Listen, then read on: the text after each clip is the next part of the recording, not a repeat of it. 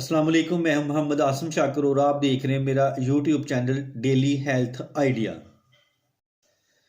रियोंद खताई 30 ग्राम, मलट्ठी 30 ग्राम, सुहागा बरिया 30 ग्राम पीस कर आधा चम्मच दिन में इस्तेमाल करें।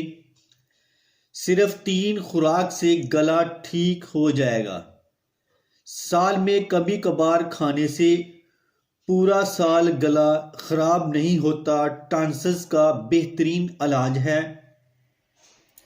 याद रखें, एंटीबायोटिक गला ठीक करने की बजाय मज़ीद ख़राब करती हैं।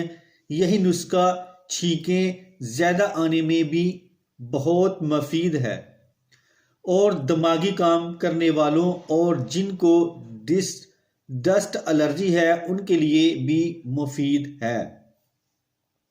तो ये था हमारा आज का फार्मूला। तो इसके साथ ही मैं अब इजाज़त चाहता हूँ। दुआ में याद रखना। अस्सलाम वालेकुम।